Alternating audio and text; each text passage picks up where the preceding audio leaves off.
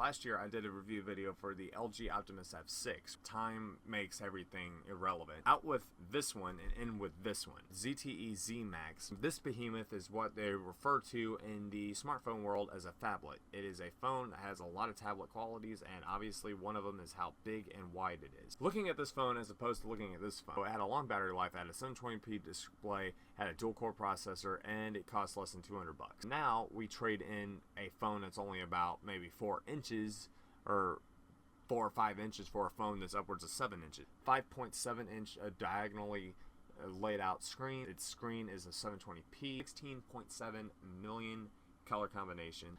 It looks fantastic.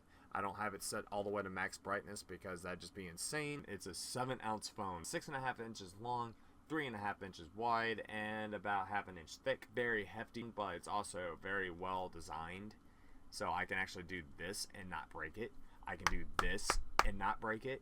I can do and not break it. I can probably hit it with a hammer and it'd probably bounce off. The last review I did for the F6, it was Type 3 Gorilla Glass. This is Type 4. I believe that means it's an order of magnitude stronger. Like, it should be, if it gets any stronger than Type 4, you're starting to look at mild bulletproof glass. It's got Android version 4.4. It's got 1.2 gigahertz Qualcomm Snapdragon 400, insert a whole bunch of random letters and numbers here, quad-core processor.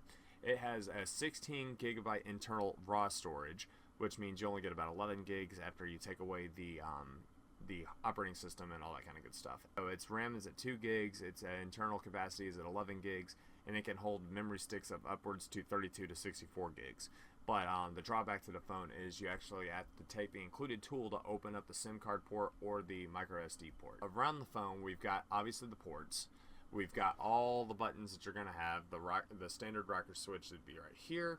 The power on and off button, which is right here. There's no other buttons on this phone physically, so there's not too much to worry about. You have your standard audio jack for your normal sized headphone, standard USB charging port. It has one output speaker back here, but is capable of generating surround sound kind of conditions, which is pretty freaking awesome. It has 2 ports on top and on bottom, one on each, that allow you to talk to the phone. Basically, if it was spinning like a top, you could probably still talk like that. Immersive experience while letting someone hear you doing that and possibly vomiting while you're spinning around in circles. We have a non-removable battery, which saddens me, but when you realize it's a 3400 milliamp battery, I'm kind of glad that I don't have to worry about it tasing me in the asshole. The battery sports upwards of 20 hours of continuous talk on a 3G signal, which basically means if you have a teenage girl, you don't have to worry about her running your battery down. You're more worried about her getting whatever you consider cancer of the ear. Battery standby is approximately 550 hours, and I can attest to this. I can leave this phone off charge for upwards of 4 days and not need to plug it back in. The only reason I charge it is when it gets below 50% and I don't feel like dealing with it in 2 days. I charged it up and unplugged it at 3 o'clock this afternoon.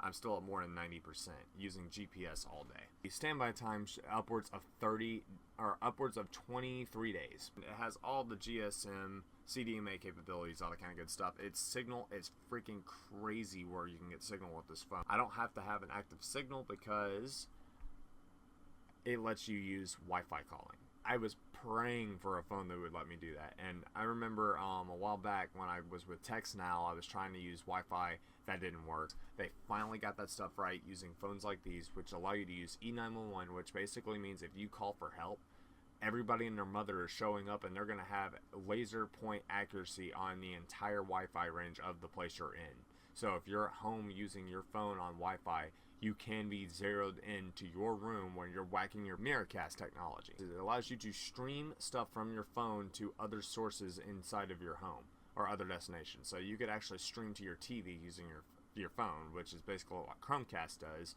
But Apple does not have that particular technology. They have something else, I'm sure. But 4G LTE Category 4, version 4 point something Bluetooth. It should let you theoretically, if I'm not mistaken, without having to root, it should allow you to actually use a gamepad if you're going to play your Android games or even emulation games.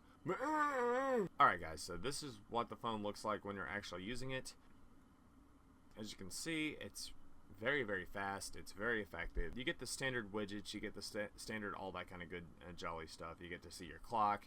You get to see I'm still going through the pages of widgets. This is freaking awesome. It gives you more than one version of the Android media player, so you actually get to choose between the standard vanilla Android, and you get to choose to ZTE's version. And you can see where it says Dolby right there. You actually get to choose the mode, so video, game, music, conversation piece. So like if you're on a phone call, you can actually make someone sound like James Earl Jones maybe. So as you can see, I have multiple emulators. I have all sorts of stuff where I've been testing this phone extensively.